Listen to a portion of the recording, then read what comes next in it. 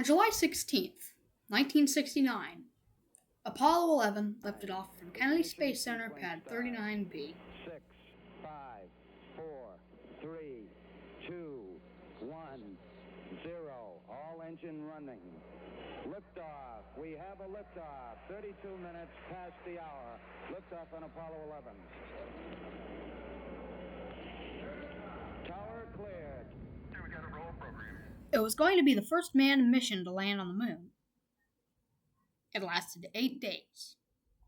Great shadow. 4 forward. 4 forward. The momentous test was completed on July 20th, when Commander Neil Armstrong and pilot Edwin Aldrin touched down in the Sea of Tranquility. Then came Apollo 12. Commander Charles Conrad and pilot Alan Bean landed on the moon, this time in the Ocean of Storms. Come on in there. 24 feet. Contact light. Roger, copy contact. Because of these two back-to-back successful landings, the public was misled to believe that moon landings had become routine. This caused no television stations to air the next mission, Apollo 13.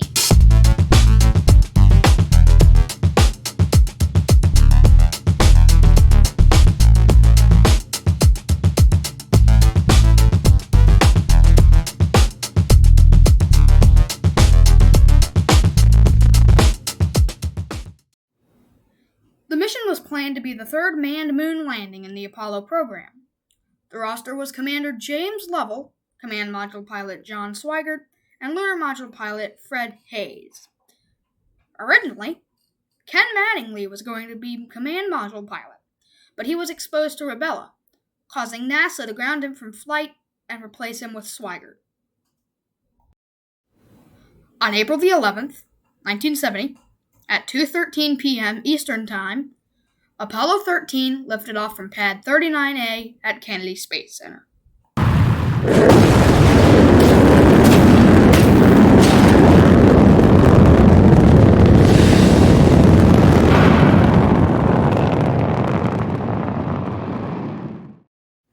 Two minutes and 48 seconds into the mission, the second stage separated.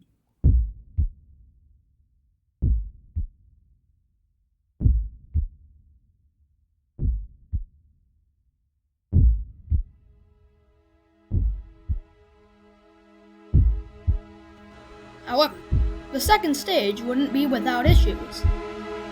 The central engine cut out. 5 minutes, 30 seconds into the launch. Engine looked very good on the second stage. General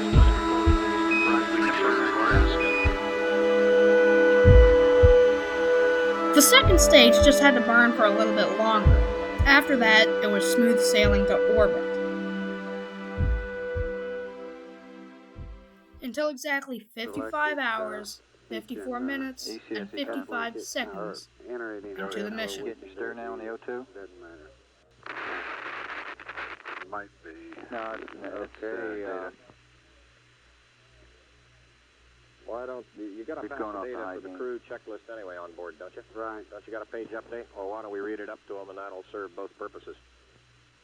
All right. Both have them entered as well as why don't you tell them what page you want it in the checklist. Okay. Flight dummy. Go tell them. We showed the one overhead hatch is closed and the heater current looks normal.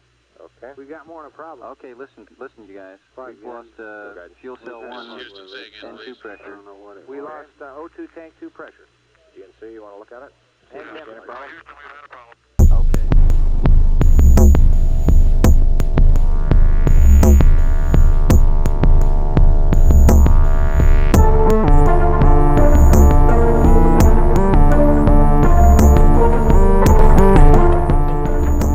The crew were now on their way to the moon, but since the second O2 tank had exploded and was now rapidly draining, it had a dwindling oxygen supply that would go out in only 2 hours, so the crew had to get back to Earth, fast.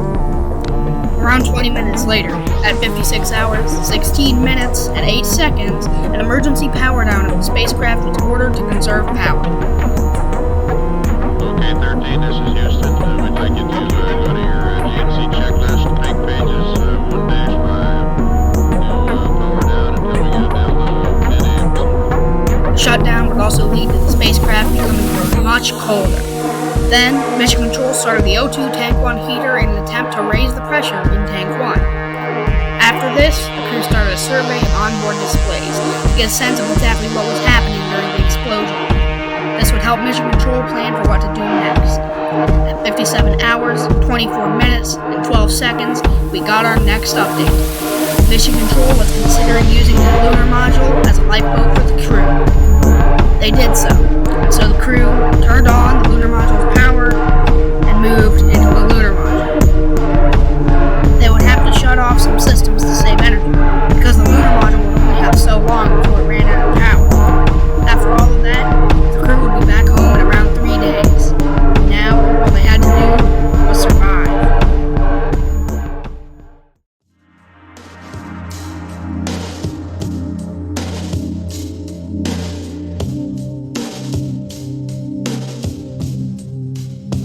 Now, we are 59 hours and 32 seconds into the mission, and a press conference has been started. In this press conference, Chris Kraft, Jim McDivitt, and Sigurd Scherberg all addressed Apollo 13's failure and what the next steps would be. It was mentioned that the lithium hydroxide canisters from the command and service module would have to be used in the lunar module.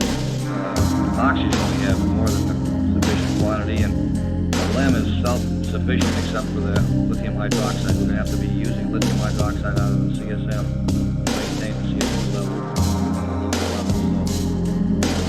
From that standpoint, at 60 hours and 22 minutes, talks for a course correction burn begin, and an hour and 6 minutes later, Roger, Aquarius, you're go for the burn.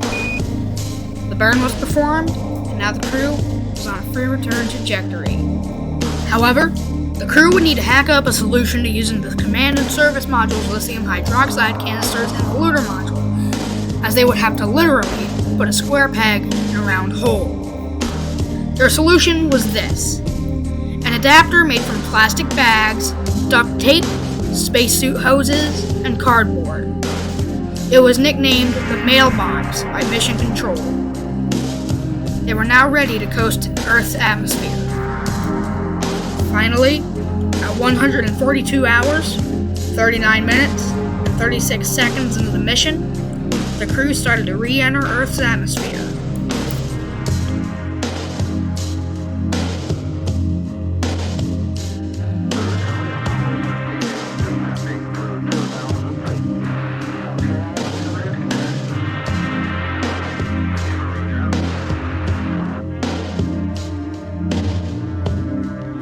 Report from the Iwo Jima that Apollo 13 is descending at a point 4 miles due south of the ship.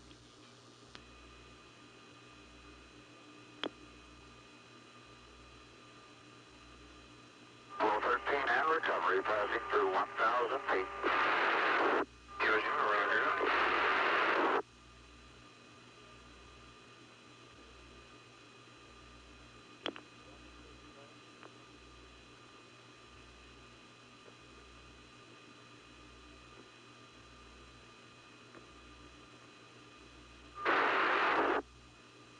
Through 500 feet. Showing one on station. Is on station. Photo one's on station. Photo one observes splash down at this time. On pickup parity. Roger. Another cheer in the control room as we had splashdown. Photo one splashed down at this time. The three chutes are displaced in the water.